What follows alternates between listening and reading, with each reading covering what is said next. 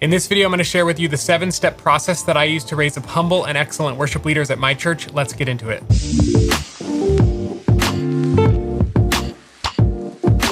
Hey, if you're new to the channel, my name's Alex. I'm the founder of Worship Ministry Training, an online platform that has helped thousands of worship leaders all over the globe build healthy, organized, and excellent worship ministries. I've been a worship pastor in churches of 100 all the way up to 10,000. And in this video, I'm going to share with you the proven 7-step process that I like to use to get somebody from a newbie to a qualified worship leader who can lead on the platform without me anywhere near them. Let me share with you this 7-step process. By the way, this is part 2 of a 3-part series about how to raise up worship leaders at your church. If you missed the last video, you can check it out below, but I basically shared the why we should be raising up worship leaders at our church, which is because God commands it, to give you a break, to multiply your impact, to give your church variety, and to change that person's life. So those are the whys. You don't have to go watch the video now. You're welcome. Now let's talk about the how. How do you raise up godly, qualified, humble, excellent worship leaders at your church so that you can get a break and not be on the platform? Well, here we go. Here are 7 steps that will help you do exactly that. The first step is to pray. Now, I know this is obvious. Don't skip this video, but it's important to say that God tells us to pray. He says, the harvest is plentiful, but the workers are few. Therefore, pray to the Lord of the harvest that he would send you workers that you might do the work. So you need workers. God knows you need workers, and he's waiting for you to ask him for workers. Ask him for help. Ask him to lead you to the people. Ask God to send you the people that he wants you to raise up. He's either going to send you people or he's going to help you see people that you didn't see or identify before. So ask the Lord, Lord, who do you want me to raise up? I know you want me to make disciples. I know you want me to equip the saints for ministry. Please either send me new people or help me to see the people I already have. Ask God. That's the first thing, is to pray. The second step is to then identify a good candidate. So open your eyes. You've prayed and you've asked God to send someone to you. Now open your eyes and pay attention, because he's probably going to send you someone. And what you want to look for in a good candidate is someone with a good heart, a decent musical ability. It helps if they have great musical ability, but don't discount someone who has decent musical ability. And the most important thing is a coachable spirit. Someone who's humble, someone who's not arrogant, someone who doesn't think they have all the answers, but someone who you can speak into and they will actually receive it. Don't waste your time on someone who thinks they're all that. Don't waste your time on someone who already knows all the answers. You want someone with a humble, coachable spirit, someone who's hungry to learn. That is a huge component of identifying a good candidate. And do not compromise on character. I don't care how musically awesome they are. I don't care how great they can shred the guitar and the drums and the keys and sing and do it all. If they do not love God with all their heart, if you don't see the evidence of the fruit of the Spirit in their life, if they are doing questionable things outside, wherever on the internet, you see social media posts that are weird, do not invite that type of person into a training process. Disciple them, yes. Pray with them, lead them, spiritually guide them, yes. And if you start to see change, then maybe bring them in as a potential worship leader. But what you don't want is a prideful person on a platform. If you give a prideful person a platform, it is a recipe for an even bigger ego, many more problems, and much toxicity spreading throughout your team and even throughout your church. You will regret compromising on character. So do not compromise on a person's character. And if you're looking around and you don't see anyone like that who has that good heart, decent musicality, and a coachable spirit, and you can't find anyone, then refer to step 1 and pray some more and just keep asking God daily. God says to persist in prayer, keep asking, keep knocking, keep seeking. So that's the second thing, is to identify a good candidate for you to train. The third step in this process is to start with 1 song, then 2, then 3. It's basically like working out. It's called progressive overload. You lift, 100 times, then the next day 120 times, and then the next week 140 times, and then you get it, right? You don't give somebody the full load all at once. Here, go lead a worship set. Duh, you know that. We don't give somebody everything all at once. We give them a little bit at a time. So here's what you're going to do in step 3. You're going to invite that person into your life, into your ministry. You're going to attach them to your hip. Now, if it's the opposite gender, be careful not to get too close, but anytime you're leading worship, have them on stage singing with you. Then you're going to give them a verse to sing. After you give them a verse to sing, you're going to give them feedback after that set. Then you're going to give them a verse and a chorus to sing. After they lead those 2 things, you're going to give them a song to sing. After they lead a song, you're going to give them 2 songs to sing. Then you're going to give them 3 songs to sing. And then eventually you're going to give them the whole set. That's the slow and steady and wise way to raise somebody up. Give them a little more each time. And step 4 is to provide feedback constantly. You're going to provide consistent feedback each time they lead a song, each time they lead a verse, each time they lead 2 songs. Every time they take a step, you're going to provide feedback. That is the 4 fourth and possibly the most crucial element in raising somebody up is to provide constant, consistent, kind, clear feedback. You want to tell them what went well, and then you want to tell them what they need to work on. You want to invest into them. And by speaking the truth in love, you're going to watch them grow up in Christ. And so what I like to do with my worship leaders is watch the live stream with them. So if they lead a song, we're going to watch it in my office. We're going to watch the live stream. We're going to turn up the volume. I'm going to critique them. I'm going to say, right there, you could have said this. Right there, you could have done a vocal cue. Right there, you could have gone up with your voice to create more energy. Right there, you could have gone down with your voice to bring it down. Open your eyes. Look at your stage presence. I'm going to watch the live stream with them, and I'm going to point out what they did well, what they could do differently, and moments that they kind of flop. Okay? This is invaluable. Loving feedback leads to growth. The fifth step in raising up a new worship leader at your church is to give them lots of offstage training. While you're giving them on-stage experience, you're giving them off-stage training. So what that means is whenever you build a set, you're including the person in the process. Maybe they're in the office with you. Maybe you're doing it together through text. Maybe it's through a Zoom call, but you're doing the work with them. You're explaining why you're making certain decisions. In other words, you're basically trying to replicate yourself in them. One way I like to say it is you're teaching them the algorithm. Just like we train AI or algorithms learn certain patterns, you want to help them understand the reasoning behind why are you doing what you're doing.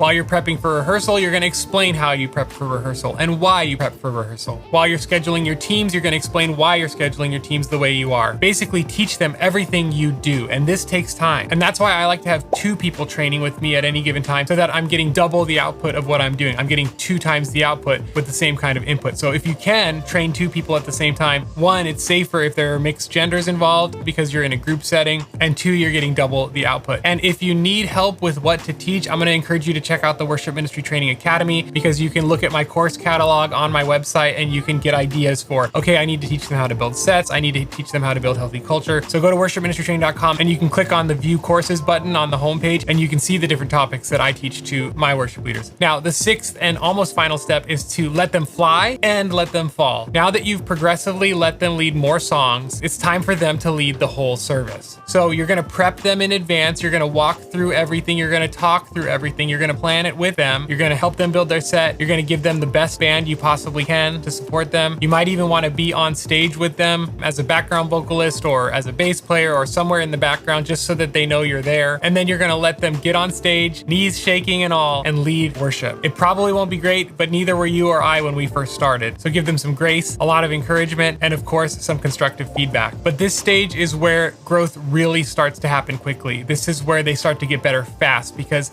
experience is the greatest teacher. And I would add, experience when evaluated is the greatest teacher. And the 7th and final step to raising up worship leaders at your church is to give them more feedback. Now that they've led, let them lead more, ideally on a regular basis, and provide feedback every single time. And as they get better and better, your feedback will decrease and decrease. And eventually you're going to get to the point where you don't have any feedback to give them at all because they're crushing it. They're doing an amazing job. You have raised up an excellent worship leader, and that is the goal. And though this process is easy to understand, it doesn't always go to plan. And so in this next video, either here, or down below, I'm going to share with you the 3 obstacles that you will face when trying to raise up new worship leaders, and I'll give you 3 solutions and 1 amazing solution at the very end. So click here, or here to find out what obstacles you'll face as you raise up worship leaders and then how to solve those obstacles. I'll see you in the video.